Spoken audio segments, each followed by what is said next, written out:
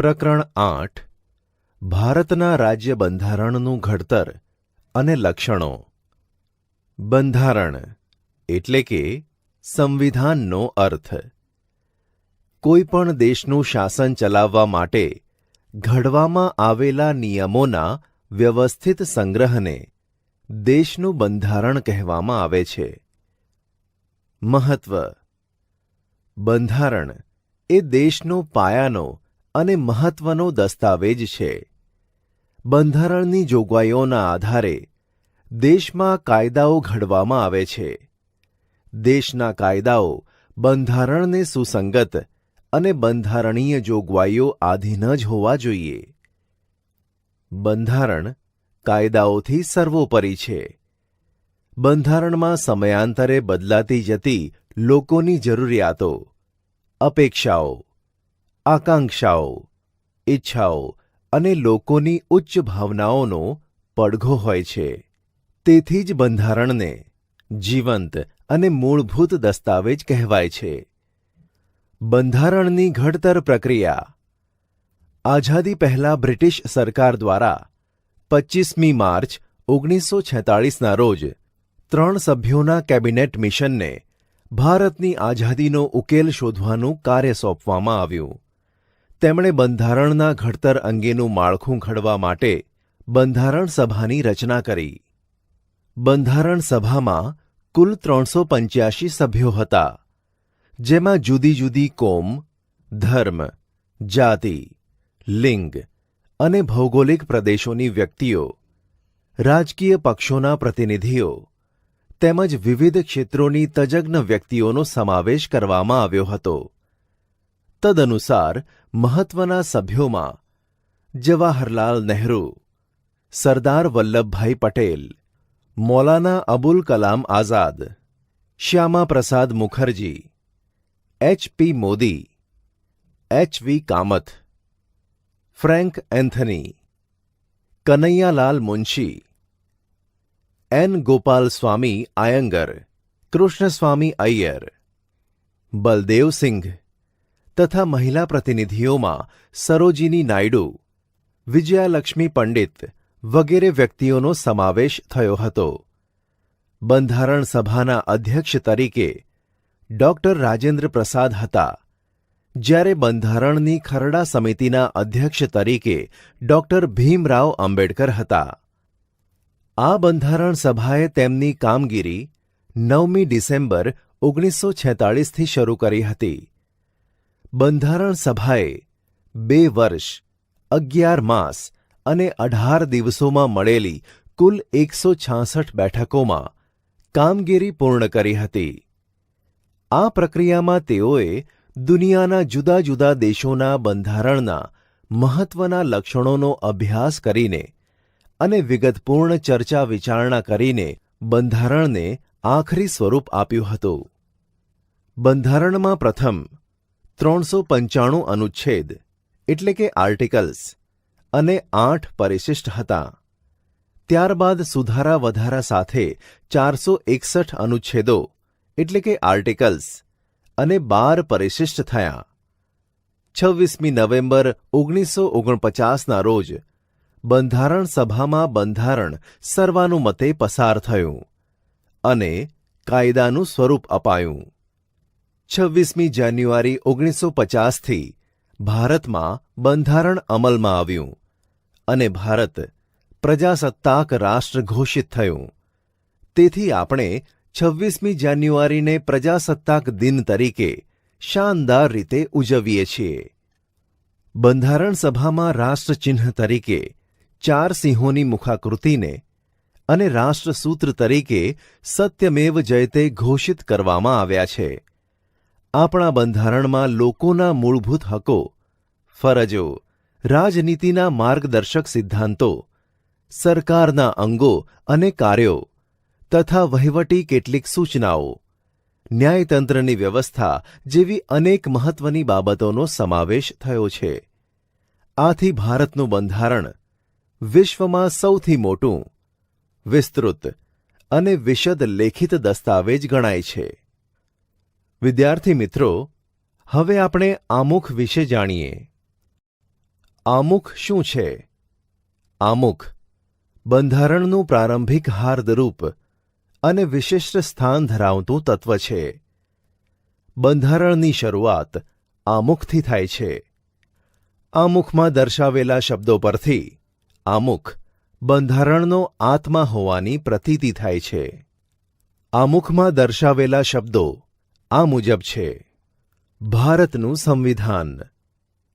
આમુખ: અમે ભારતના લોકો ભારતને સાર્વભૌમ, સમાજવાદી, બિનસાંપ્રદાયિક, લોકશાહી, પ્રજાસત્તાક તરીકે સંસ્થાપિત કરવાનો તથા તેના સર્વ નાગરિકોને સામાજિક, આર્થિક અને રાજકીય ન્યાય, વિચાર, અભિવ્યક્તિ, માન્યતા, ધર્મ અને ઉપવાસની સ્વતંત્રતા, દરજ્જા અને તકની સમાનતા પ્રાપ્ત થાય તેમ કરવાનો અને તેઓ સર્વમાં વ્યક્તિનું ગૌરવ અને રાષ્ટ્રની એકતા અને અખંડતા સુદૃઢ કરે એવી બંધુતા વિકસાવવાનો ગંભીરતાપૂર્વક સંકલ્પ કરીને અમારી સંવિધાન સભામાં 26 નવેમ્બર 1949 માગસર સુદ 7 વિક્રમ સંવત 2006ના રોજ આથી આ સંવિધાન અપનાવી તેને અધિનિયમિત કરી અમને પોતાની જાતને અર્પિત કરીએ છીએ. 1976ના 42મા બંધારણીય સુધારાથી આમુખમાં સાર્વભૌમ શબ્દ પછી સમાજવાદી, બિનસાંપ્રદાયિક શબ્દો ઉમેરવામાં આવ્યા તેમજ રાષ્ટ્રીય એકતા અને રાષ્ટ્રની અખંડિતતાનો પણ સમાવેશ કરવામાં આવ્યો. આમુખ બંધારણના મૂળભૂત હેતુઓ, ધ્યેયો, આદર્શો તેમજ સિદ્ધાંતોને વાચા આપે છે. આમુખ બંધારણના ઉદ્દેશો થકી ભારતમાં કલ્યાણ રાજ સ્થાપવાની ઉચ્ચ ભાવનાઓ અને આદર્શોને સિદ્ધ કરવા ઈચ્છે છે એવું સ્પષ્ટ કરે છે. આમ આમુખ દ્વારા બંધારણના ઘડવૈયાઓના માનસનો પરિચય થાય છે. આમુખનું મહત્વ. આમુખને બંધારણનો આત્મા કહ્યો છે તે રીતે તેનું મહત્વ સવિશેષ છે. કોઈપણ કાયદાના ઘડતરમાં અને તેને પૂરી રીતે સમજવામાં અને અર્થઘટનમાં માર્ગદર્શન મળે છે. કાયદાના હેતુ તથા તેનો આદર્શ કાયદો ઘડવા પાછળ સંસદની નીતિ શું છે તે જાણવામાં આમુખ મદદરૂપ થાય છે. કયા પ્રકારની મુશ્કેલીઓના નિવારણ અર્થે કાયદાને ઘડવામાં આવે છે તેનો નિર્દેશ આપણને આમુખમાંથી સ્પષ્ટ થાય છે. આમ આમુખ બંધારણનો અર્ક છે. કાયદાની કોઈ કલમમાં કે વિગતોમાં કોઈ અસ્પષ્ટતા કે વિસંવાદિતા ઊભી થાય, કાયદાનો હેતુ સ્પષ્ટ થતો ન હોય ત્યારે આમુખ કાયદાની કલમને સમજવામાં, તેનું અર્થઘટન કરવામાં મદદરૂપ બને છે. આમ આમુખ બંધારણની જોગવાઈઓને સમજવામાં હોકાયંત્રની ગરજ સારે છે. આમ આમુખ રાષ્ટ્રની એકતા, અખંડિતતા અને નાગરિકો વચ્ચેની બંધુત્વની ઉમદા ભાવનાઓનો અને આદર્શોનો પડઘો છે. આમુખને ઉચ્ચ આદર્શો તથા ધ્યેયોનું પીઠબળ છે. આમુખના આધાર સ્તંભો. ભારતીય બંધારણના આમુખમાં વ્યક્ત થયેલા આધારરૂપ શબ્દો જેવા કે અમે ભારતના લોકો, સાર્વભૌમ, સમાજવાદી, બિનસાંપ્રદાયિક, લોકશાહી, પ્રજાસત્તાક, બંધુતા, ન્યાય, સમાનતા, સ્વાતંત્ર્ય, રાષ્ટ્રીય એકતા અને અખંડિતતા વગેરે છે. જે પૈકી મુખ્યત્વે અહીં દર્શાવેલા 3 આધાર સ્તંભો વિશે આપણે વિગતે અભ્યાસ કરીશું. 1. લોકશાહી. ભારતના બંધારણમાં ભારતના લોકોને આખરી સાર્વભૌમ સત્તા આપવામાં આવી છે. કોઈ એક વ્યક્તિ કે વર્ગનું શાસન અહીં નથી, પરંતુ સત્તાની અંતિમ બાગડોર લોકો હસ્તક છે. લોકશાહી એટલે કે ડેમોક્રેસી શબ્દ મૂળ ગ્રીક શબ્દ ડેમોસ એટલે કે લોકો અને ક્રેટોસ એટલે કે સત્તામાંથી ઉતરી આવ્યો છે. રાજ્ય સત્તા અમુક વ્યક્તિઓના હાથમાં નિરંકુશ રીતે સ્થાપિત થયેલી નથી, પરંતુ લોકોના હાથમાં છે. લોકશાહી એવી રાજ્ય વ્યવસ્થા છે કે જેમાં દેશમાં લોકો સામાજિક, આર્થિક અને રાજકીય ન્યાય મેળવી શકતા હોય અને રાજ્ય સત્તામાં ભાગ લેવાનો અધિકાર ધરાવતા હોય. ભારતના બંધારણમાં સાર્વત્રિક પુખ્તવય મતાધિકારના ધોરણે મતદારોએ ચૂંટેલ પોતાના પ્રતિનિધિઓ દ્વારા રચાતી સંસદ એટલે કે લોકસભાને કારોબારી એટલે કે પ્રધાનમંડળ અને વહીવટી તંત્રને જવાબદાર હોય છે. કારોબારીને અબાધિત સત્તા નથી. તેને નિયત સમય મર્યાદા સુધી જ સત્તાનું સુકાન સોંપાય છે. તે જ પ્રમાણે રાજ્ય અને સ્થાનિક કક્ષાએ મતદારો સરકારને ચૂંટી કાઢે છે. આમ લોકશાહી રાજ્ય એટલે લોકોનું, લોકો વડે અને લોકો માટે ચાલતું રાજ્ય. સાચી સત્તા લોકોના પ્રતિનિધિઓમાંથી બનેલા પ્રધાનમંડળમાં જ સ્થાપિત થયેલી હોય છે. પ્રધાનમંડળની રચના સંસદમાંથી જ કરવામાં આવે છે. પ્રધાનમંડળ સંસદને જવાબદાર હોય છે. ભારત પ્રજાસત્તાક રાજ્ય એટલા માટે છે કે ભારતનો કોઈ પણ નાગરિક બંધારણમાં નિર્ધારિત કરેલી લાયકાતો ધરાવતો હોય અને તે વ્યક્તિ સાર્વત્રિક પુખ્તવય મતાધિકારથી ચૂંટાઈ આવે છે. તે કોઈપણ વંશ પરંપરાગત વારસાને આધીન આ પદ પ્રાપ્ત કરી શકતો નથી. 5 વર્ષ સુધી જ તે સામાન્યતઃ સત્તા ઉપર રહી શકે છે. સંસદીય સરકાર સંયુક્ત જવાબદારીના સિદ્ધાંત પર કામ કરે છે. તેથી તેને જવાબદાર સરકાર પણ કહેવાય છે. ભારતની લોકશાહી સરકાર સ્વતંત્રતા, સમાનતા અને બંધુતાની ભાવનાને સ્વીકારે છે અને તે હેતુઓને પૂર્ણ કરવા માટે પ્રયત્નશીલ રહેશે એવી સ્પષ્ટતા આમુખમાં કરવામાં આવી છે. બંધારણના ઘડવૈયાઓએ ભારતના લોકોને સાર્વત્રિક પુખ્તવય મતાધિકારનો હક આપીને હિંમતપૂર્વકની શ્રદ્ધા મૂકી છે. લોકશાહીમાં ભારતીય બંધારણમાં મૂળભૂત હકો, રાજનીતિના માર્ગદર્શક સિદ્ધાંતો, સંસદ, ધારાસભા, સ્વતંત્ર અને નિષ્પક્ષ ન્યાયતંત્ર અને ચૂંટણી પંચની રચના અને કાર્યો વગેરે જોગવાઈઓ ભારતને લોકશાહી રાજ્ય તરીકે ઘોષિત કરે છે. સાર્વત્રિક પુખ્તવય મતાધિકાર એટલે કોઈપણ જાતિ, જ્ઞાતિ, ધર્મ, ભાષા, લિંગ, શિક્ષણ, આવક કે જન્મસ્થાનના ભેદભાવ કર્યા વિના 18 વર્ષ કે તેથી વધારે ઉંમરના ભારતના કોઈપણ નાગરિકને મત આપવાનો અધિકાર છે. જો કે મતદાર યાદીમાં નાગરિકના નામની નોંધણી આવશ્યક છે. 2. સમાજવાદી. ભારતમાં 1976માં કટોકટી શાસન દરમિયાન બંધારણના 42મા સુધારા દ્વારા આમુખમાં સમાજવાદી શબ્દ ઉમેરવામાં આવ્યો છે. ભારતીય બંધારણની મોટાભાગની જોગવાઈઓ પ્રત્યક્ષ કે પરોક્ષ રૂપે સામાજિક ક્રાંતિ દ્વારા સામાજિક અને આર્થિક સમાનતા સાધીને કલ્યાણ રાજ સ્થાપવાનો મૂળ ઉદ્દેશ છે. આમુખમાં તમામ નાગરિકોને સામાજિક, રાજકીય અને આર્થિક ન્યાય અને સમાનતા પ્રાપ્ત થાય તેવી સમાજવાદી વિચારસરણી ધરાવતી સમાજ રચનાની સ્થાપનાનું ધ્યેય રાજનીતિના માર્ગદર્શક સિદ્ધાંતોમાં રાખવામાં આવ્યું છે. સમાજવાદી સમાજ રચનામાં રાષ્ટ્રીય સંસાધનોની ન્યાયયુક્ત વહેંચણી, ઉત્પાદન અને વિતરણની વ્યવસ્થા રાજ્ય હસ્તક હોય. રાજ્યમાં વિવિધ વિસ્તારો અને વ્યવસાયોમાં કાર્ય કરતા લોકો વચ્ચે આવકની અસમાનતા ઓછી કરવાનો પ્રયત્ન કરવામાં આવતો હોય. કોઈ વ્યક્તિ કે સમૂહોના હાથમાં સંપત્તિ કેન્દ્રિત થયેલી ન હોય.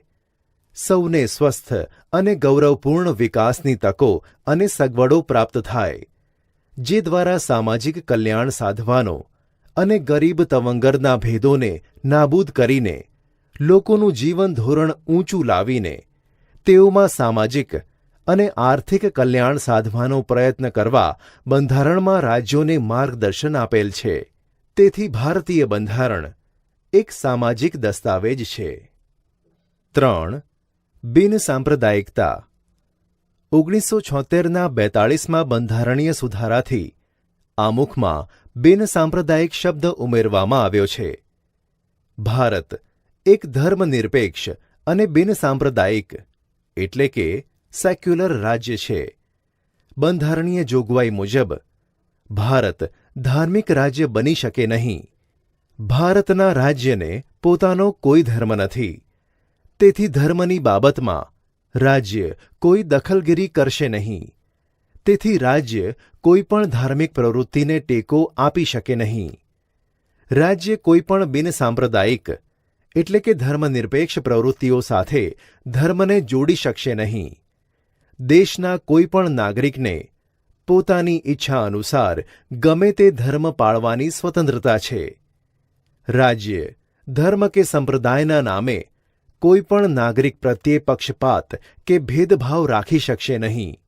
તેને જાહેર નોકરી કે રાજકીય અધિકારો ભોગવવાની સમાન તક પૂરી પાડવામાં આવે છે. આમ બિનસાંપ્રદાયિકતા એ બંધારણનું મૂળ તત્વ અને લોકશાહીનું અનિવાર્ય લક્ષણ ગણાય છે.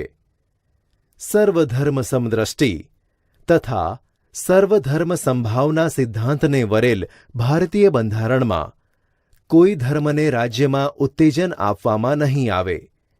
વ્યક્તિને પોતાની ધાર્મિક માન્યતા, આસ્થા, શ્રદ્ધા રાખવા સાથે તેના પ્રચાર પ્રસાર કરવાના નાગરિકના અધિકારને રાજ્યનો કોઈ પ્રતિબંધ કે અવરોધ નથી.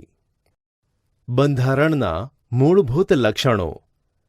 26મી જાન્યુઆરી 1950થી અમલમાં આવેલ વિશ્વના સૌથી મોટા, વિસ્તૃત અને વિગતપૂર્ણ ભારતના લેખિત બંધારણના કેટલાક વિશિષ્ટ અને મૂળભૂત લક્ષણો આ મુજબ છે. 1. લેખિત દસ્તાવેજ. બ્રિટન અને ઇઝરાયેલના અપવાદ સિવાય ભારત સહિત દુનિયાના બધા જ લોકશાહી દેશોના બંધારણ લિખિત સ્વરૂપે છે. ભારતની સામાજિક, ભૌગોલિક બહુવિધ પરિસ્થિતિ અને પૂર્વ ઇતિહાસને ધ્યાનમાં લઈને બંધારણ સભાએ બંધારણ લિખિત સ્વરૂપે રાખવાનું મુનાસિબ માન્યું હતું. 2. બંધારણનું કદ. ભારતનું બંધારણ 22 ભાગોમાં વહેંચાયેલું 395 અનુચ્છેદો એટલે કે આર્ટિકલ્સ અને 8 પરિશિષ્ટો, હાલમાં 12 પરિશિષ્ટો સાથેનું છે. આ બંધારણમાં કેન્દ્ર અને રાજ્યોની શાસન વ્યવસ્થા અને તેમના આંતરસંબંધો, લોકોના મૂળભૂત હકો, ફરજો, રાજ્યનીતિના માર્ગદર્શક સિદ્ધાંતો, ન્યાયતંત્ર, ચૂંટણી પંચ, સ્થાનિક સ્વરાજ્યની સંસ્થાઓ, લઘુમતીઓ, પછાત અને વંચિત સમૂહો માટે ખાસ જોગવાઈઓ કરવામાં આવી છે અને તેથી આપણું બંધારણ દુનિયાના અન્ય બંધારણો કરતાં લાંબુ, વિસ્તૃત અને વિશદપૂર્ણ બન્યું છે. 3. એક જ નાગરિકત્વ. અમેરિકા જેવા દેશમાં દરેક વ્યક્તિ બેવડું નાગરિકત્વ ધરાવે છે. એટલે કે એક યુનાઇટેડ સ્ટેટ્સ ઓફ અમેરિકાનું અને બીજું તે પોતે જે રાજ્યમાં વસવાટ કરતી હોય તે રાજ્યનું નાગરિકત્વ ધરાવે છે. જ્યારે ભારતના ગમે તે રાજ્યમાં આપણે રહેતા હોઈએ, પરંતુ આપણે એક જ નાગરિકત્વ એટલે કે ભારતીય જ નાગરિકત્વ ધરાવીએ છીએ. આપણે ત્યાં રાજ્યની અલગ નાગરિકતા જેવું કાંઈ નથી. ભારતમાં માત્ર જમ્મુ અને કાશ્મીરના નાગરિકો જ બેવડું નાગરિકત્વ ધરાવે છે. એક ભારતનું અને બીજું જમ્મુ કાશ્મીર રાજ્યનું. 4. મજબૂત કેન્દ્રવાળું સમવાયતંત્ર. ભારતના બંધારણમાં ક્યાંય સમવાય એટલે કે ફેડરલ શબ્દનો ઉપયોગ થતો નથી. બંધારણ ભારતને રાજ્યોનો સંઘ એટલે કે યુનિયન ઓફ સ્ટેટ્સ તરીકે જ વર્ણવે છે. આમ ભારત સંઘીય રાજ્ય છે. સંઘ શબ્દ દ્વારા ભારતમાં સંઘ એટલે કે કેન્દ્ર અને એકમ રાજ્યો વચ્ચે ક્યારેય પણ બદલી શકાય નહીં તેવા કાયમી સંબંધોની લેખિત સ્વરૂપે બંધારણમાં સ્પષ્ટતા કરવામાં આવી છે. એકમ રાજ્યોને કેન્દ્રથી છૂટા પાડવાનો અધિકાર નથી. સંઘ સરકારને કેટલીક વિશેષ અને ચડિયાતી સત્તાઓ આપવામાં આવી છે. કેન્દ્ર સરકાર અને પ્રાદેશિક રાજ્ય સરકારો વચ્ચે સત્તાની સ્પષ્ટ વહેંચણી કરવામાં આવી છે, જેથી રાજ્ય સરકાર પોતાના જ પ્રદેશ ઉપર પોતાના કાર્યક્ષેત્રોના અનુસંધાને પોતાના કાયદાઓ ઘડી શકે છે. કેન્દ્ર અને રાજ્યો વચ્ચે સત્તાના વિભાજન થકી બંધારણમાં બક્ષવામાં આવેલ સત્તાઓ ભોગવે છે. સમવાયી તંત્રમાં તટસ્થ, નિષ્પક્ષ અને સ્વતંત્ર ન્યાયતંત્ર છે, જે કેન્દ્ર અને રાજ્યો વચ્ચે સત્તાના અને કાર્યોના વિભાજનના સંદર્ભે કોઈ મડાગાંઠ ઊભી થાય તો તે બંધારણનું અર્થઘટન કરી તેનું નિરાકરણ લાવવાની કામગીરી કરે છે. ભારતમાં કેન્દ્ર અને રાજ્યો વચ્ચે સત્તાનું સ્પષ્ટ અને વિશદ વિભાજન કરવામાં આવ્યું છે, જે માટે 3 યાદીઓ બંધારણમાં મૂકવામાં આવી છે. 1. કેન્દ્ર એટલે કે સંઘ યાદી.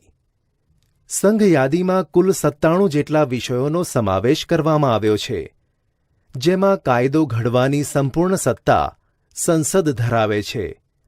સંરક્ષણ, વિદેશી બાબતો, અણુશક્તિ, નાણું, વીમો, બેન્કિંગ, તાર ટપાલ, રેલવે જેવા રાષ્ટ્રીય મહત્વ ધરાવતા ક્ષેત્રોમાં કેન્દ્ર સર્વોપરી સત્તા ધરાવે છે. 2. રાજ્યોની યાદી, જેમાં 66 વિષયોનો સમાવેશ કરવામાં આવ્યો છે, જેમના પર કાયદો ઘડવાની સંપૂર્ણ સત્તા રાજ્યોની ધારાસભાઓ એટલે કે વિધાનસભા ગૃહો ધરાવે છે. કાયદો અને વ્યવસ્થા, શિક્ષણ, સ્થાનિક સ્વરાજ્યની સંસ્થાઓ, કૃષિ સિંચાઈ, આરોગ્ય, ભૂમિ, રાજ્યોનો આંતરિક વેપાર વાણિજ્ય વિષયક સેવાઓનો સમાવેશ થાય છે. જો કેન્દ્રને લાગે કે રાજ્યમાં કાયદો અને વ્યવસ્થા પડી ભાંગ્યા છે, તો રાજ્યની સંમતિ સાથે કે રાજ્યની મરજી વિરુદ્ધ જઈને કેન્દ્ર તે રાજ્યમાં કેન્દ્રીય અનામત પોલીસ દળોને મોકલી શકે છે. 3. સંયુક્ત યાદી. સંયુક્ત યાદીમાં 47 જેટલા વિષયોનો સમાવેશ કરવામાં આવ્યો છે, જેમના પર કાયદો ઘડવાની સત્તા કેન્દ્ર અને રાજ્યો બંને ધરાવે છે. પરંતુ જ્યારે રાજ્યોના કાયદામાં વિવાદ કે સંઘર્ષ ઊભો થાય ત્યારે ત્યાં કેન્દ્રનો કાયદો ચડિયાતો અને સર્વોપરી ગણાય છે. આમ સમવાયતંત્રમાં કેન્દ્રને સંયુક્ત યાદીમાં પણ વિશેષ સત્તાઓ આપી છે. આ યાદીમાં દીવાની અને ફોજદારી બાબતો, લગ્ન, છૂટાછેડા અને ભરણપોષણ, શિક્ષણ, આર્થિક આયોજન, વ્યાપારી સંઘો વગેરેનો સમાવેશ થાય છે. શેષ સત્તાઓ. જે વિષયોમાં કેન્દ્ર અને રાજ્યો વચ્ચે સત્તાની સ્પષ્ટ વહેંચણી થઈ શકી ન હોય તે વિષયોનો સમાવેશ શેષ સત્તાઓમાં કરવામાં આવ્યો છે. આ વધારાના વિષયો કે શેષ સત્તાઓમાં કાયદો ઘડવાની કે તેમાં ફેરફાર કરવાની સંપૂર્ણ સત્તા કેન્દ્ર સરકારને એટલે કે સંસદને છે.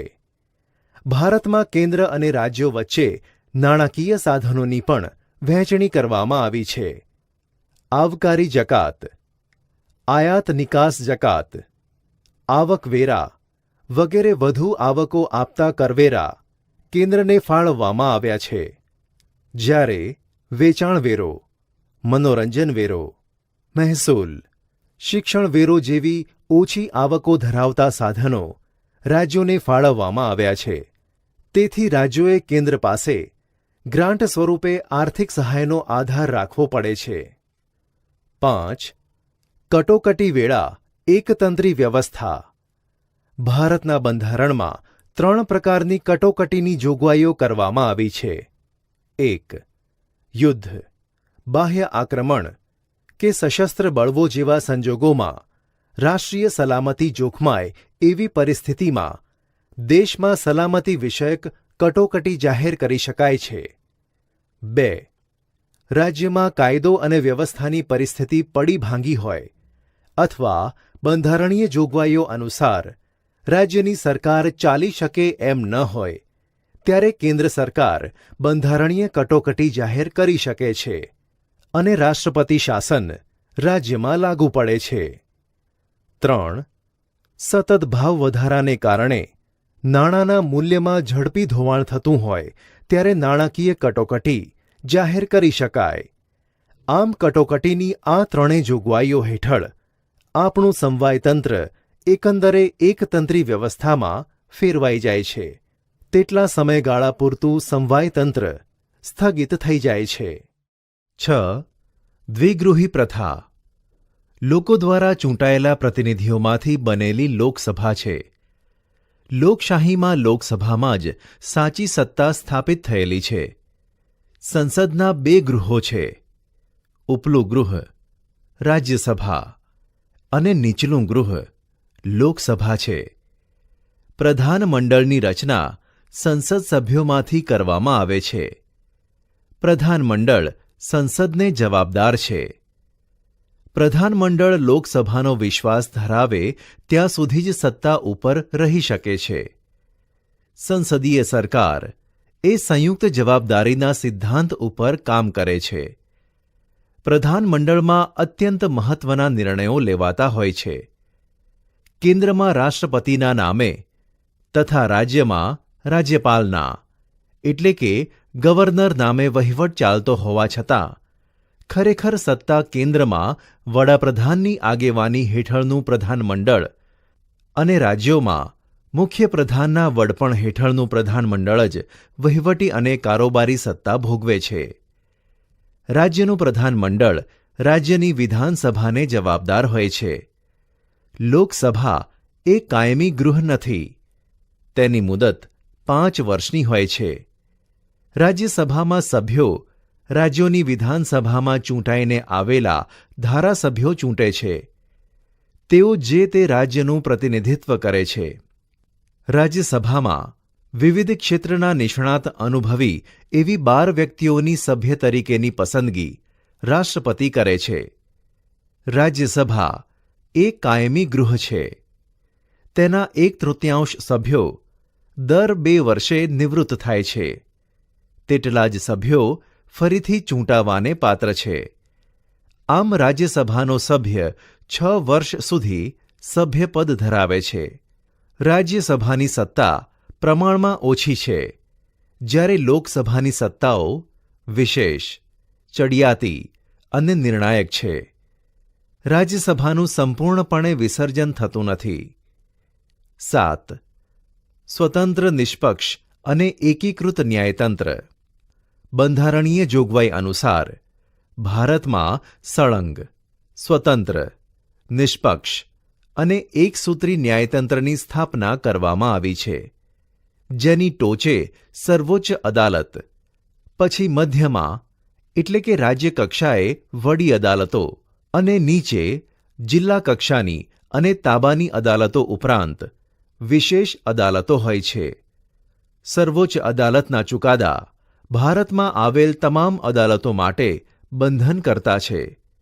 સંઘ સરકાર અને રાજ્ય સરકાર વચ્ચે બંધારણીય બાબતો કે કાયદાના અર્થઘટનો અંગે વિવાદ થાય તો તેના ઉકેલની અંતિમ સત્તા સર્વોચ્ચ અદાલતની છે. ન્યાયતંત્ર કારોબારીથી સ્વતંત્ર છે. બંધારણના રક્ષક અને વાલી તરીકે ન્યાયતંત્ર નાગરિકોના અધિકારોનું રક્ષણ કરે છે. 8.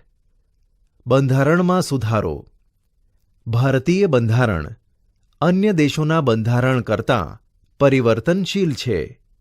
સમય અને સંજોગોને આધીન બંધારણમાં ફેરફાર કરવાની જરૂર પડતી હોય છે. બંધારણમાં ફેરફારની કલમોને 3 ભાગમાં વહેંચવામાં આવી છે. 1. અમુક જોગવાઈઓમાં સંસદના હાજર અને મત આપતા સભ્યોની સાદી બહુમતીથી સુધારો કરી શકાય છે. 2. અમુક જોગવાઈઓમાં સંસદના બંને ગૃહોની કુલ સભ્ય સંખ્યાની બહુમતી અને હાજર તેમજ મત આપતા સભ્યોની 2/3 સ્પષ્ટ બહુમતીથી ફેરફાર થઈ શકે છે. 3. બંધારણના અમુક ભાગમાં સુધારો કરવા માટે સંસદના બંને ગૃહોની કુલ સભ્ય સંખ્યાની બહુમતી તેમજ હાજર અને મત આપતા સભ્યોની 2/3 બહુમતી ઉપરાંત અડધા કરતાં વધુ ઘટક રાજ્યોની વિધાનસભા ગૃહોની મંજૂરી જરૂરી છે. કેન્દ્ર અને રાજ્યોના આંતરસંબંધો કે ઉચ્ચ ન્યાયતંત્રના માળખામાં સુધારો કરવાનો હોય ત્યારે કુલ રાજ્યોના ઓછામાં ઓછા અડધા રાજ્યોની સંમતિથી કરી શકાય છે. ન્યાયિક ચુકાદાના આધારે પણ સંસદ દ્વારા બંધારણમાં સુધારો કરવામાં આવે છે. બંધારણના મૂળભૂત માળખામાં ફેરફાર કરી શકાય નહીં. બંધારણની ઘણી બાબતોમાં સંસદની સાદી બહુમતીથી સુધારો કરી શકાતો હોવાથી બંધારણ સુપરિવર્તનશીલ અને લચીલું ગણાય. પરંતુ કેટલીક બાબતોમાં બંધારણમાં સાદી બહુમતીથી સુધારો થઈ શકતો નથી. રાજ્યના અનુમોદન વગર સુધારો શક્ય ન હોવાથી તેટલા અંશે તે દુષ્કર છે. આમ બંનેનું મિશ્રણ ભારતીય બંધારણનું આગવું લક્ષણ છે. 9. સાર્વત્રિક પુખ્તવય મતાધિકાર. આ અંગે આપણે અગાઉ વિગતે ચર્ચા કરી છે. ભારતમાં બંધારણમાં 18 વર્ષની ઉંમરના તમામ નાગરિકોને કોઈપણ જાતના ધર્મ, જાતિ, શિક્ષણ, લિંગ, આવક, કોમ, મિલકત કે જન્મસ્થાન જેવા કોઈપણ જાતના ભેદભાવ મુક્ત રીતે દરેક નાગરિકને સમાન મતાધિકાર આપવો એ ખરેખર પ્રગતિશીલ અને હિંમતભર્યું પગલું છે. મતાધિકારને કારણે લોકશાહીમાં પ્રત્યેક નાગરિકને ચૂંટણી સમયે પોતાની પસંદગીના ઉમેદવારને મત આપીને ચૂંટવાનો અધિકાર મળે છે. ચૂંટણીમાં યુવા મતદારોની ઉત્તરોત્તર વધતી સંખ્યા, સજાગતા, ઉમળકો, મતદાન જાગૃતિના કારણે મતદાનનું વધેલું પ્રમાણ. આમ રાજકીય ક્ષેત્રે યુવાઓની સક્રિયતા એ લોકશાહીની પરિપક્વતા અને સફળતાની નિશાની છે. 10. ધર્મનિરપેક્ષતા એટલે કે બિનસાંપ્રદાયિકતા. આ અંગે પણ અગાઉ આપણે આમુખમાં અભ્યાસ કર્યો છે. ભારતીય બંધારણમાં સર્વધર્મ તરફ સમાન દ્રષ્ટિ અને સમાન આદરભાવનો સ્વીકાર થયો છે. રાજ્ય દ્વારા કોઈપણ ધર્મને ઉત્તેજન કે ટેકો નહીં. રાજ્યને પોતાનો કોઈ ધર્મ કે સંપ્રદાય નથી. રાજ્ય તટસ્થ છે. ભારતીય બંધારણ કોમી પક્ષપાત કે ધાર્મિક બાબતોથી પર છે. રાજ્ય કોઈપણ નાગરિક પ્રત્યે ધર્મના આધારે ભેદભાવ રાખતું નથી. ધર્મના અનુયાયીઓને પોતાની પસંદગીની ધાર્મિક માન્યતા, શ્રદ્ધા અને આસ્થા અનુસાર ધર્મનું પાલન કરવાની, પ્રચાર પ્રસારણ કરવાની સ્વતંત્રતા બંધારણમાં આપવામાં આવે છે. જો કે ભારતીય બંધારણમાં ધાર્મિક લઘુમતીઓને કેટલાક વિશેષ અધિકારો અને સવલતો આપવામાં આવી છે. સમાન નાગરિક ધારાની જોગવાઈ માર્ગદર્શક સિદ્ધાંતોમાં સમાવી, આમ આ બાબતો ધર્મનિરપેક્ષ રાજ્યને ઘોષિત કરે છે. 11. અદાલતી સમીક્ષા. અદાલતી સમીક્ષા બંધારણનું વિશિષ્ટ લક્ષણ છે. સંઘ અને રાજ્યો દરેક પોતાના કાર્યક્ષેત્રોમાં જ રહીને જે કામ કે વહીવટ કરે એ જોવાની સત્તા અદાલતને સોંપવામાં આવી છે. સંસદની સત્તાઓને અવગણ્યા વગર અદાલતી સમીક્ષા વિશેના સિદ્ધાંતો વચ્ચે એક સુમેળ સ્થાપવાનો પ્રયાસ બંધારણમાં કર્યો છે. સંસદે કે ધારાસભ્યોએ ઘડેલા કાયદાઓ અને બહાર પાડેલા આદેશો, વટહુકમો, અદાલતી ચુકાદાઓ અને બંધારણીય સુધારાઓની સમીક્ષા કરવાની સત્તા અદાલતને આપવામાં આવી છે. અદાલતને જો એમ ખાતરી થાય કે ઘડવામાં આવેલ કાયદાઓ, સુધારાઓ કે બહાર પાડેલા હુકમો બંધારણની મૂળ જોગવાઈઓ સાથે સુસંગત નથી, તો તેને અદાલત ગેરબંધારણીય ઠેરવીને રદબાતલ જાહેર કરી શકે છે. 12. મૂળભૂત હકો અને ફરજો. ભારતના લોકો એક સ્વતંત્ર રાષ્ટ્રના નાગરિક તરીકે ગૌરવપૂર્ણ જીવન જીવી શકે તે માટે બંધારણમાં મૂળભૂત હક્કો આપવામાં આવ્યા છે. સર્વાંગી વિકાસની સાથે રાષ્ટ્રના વિકાસ માટે જરૂરી સ્વતંત્રતાની ખાતરી સાથે હકો અને ફરજો એ લોકશાહી સમાજની મહામૂલી મૂડી છે. બંધારણીય ઇલાજોનો હક તથા 6 થી 14 વર્ષ સુધીના બાળકોને ફરજિયાત શિક્ષણનો હક પણ બંધારણમાં સમાવ્યો છે.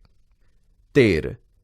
રાજ્યનીતિના માર્ગદર્શક સિદ્ધાંતો. લોકોના રક્ષણ, સલામતીની સાથે કલ્યાણ સાધવાનો પ્રયાસ રાજ્યે કરવાનો છે. રાજ્યોને નીતિ ઘડતરમાં અને રાજ્ય શાસનમાં રાજ્યનીતિના માર્ગદર્શક સિદ્ધાંતો માર્ગદર્શન આપે છે. તેથી પણ તે સિદ્ધાંતો માર્ગદર્શક સિદ્ધાંતો કહેવાય છે. 14. પછાત વર્ગો અને આદિજાતિઓ માટેની જોગવાઈઓ. સમાજના પછાત વર્ગો કે પછાત જાતિઓ કે વંચિત સમુદાયોના ઉત્કર્ષ અને તેઓને સામાન્ય પ્રવાહમાં ભેળવવા માટે સક્ષમ બનાવવા માટે ભારતના બંધારણમાં વિશેષ જોગવાઈઓ કરવામાં આવી છે. ધારાગૃહોમાં, સ્થાનિક સ્વરાજ્યની ચૂંટણીઓમાં રાજકીય પ્રતિનિધિત્વ પૂરું પાડે તે માટે અનામત બેઠકો ફાળવવામાં આવી છે. સરકારી નોકરીમાં અને શિક્ષણ સંસ્થાઓમાં પ્રવેશ માટે અનામત ક્વોટાની બેઠકો તેઓની વસ્તીના પ્રમાણમાં ફાળવીને સમાન તક આપી છે. પછાત જાતિના બાળકોને શિક્ષણ માટે શિષ્યવૃત્તિઓ, સવલતો, ફી માફીની સગવડોનો લાભ, હકારાત્મક ભેદભાવનો કે રક્ષણાત્મક ભેદભાવની નીતિનો ખાસ પ્રબંધ બંધારણમાં કરવામાં આવ્યો છે.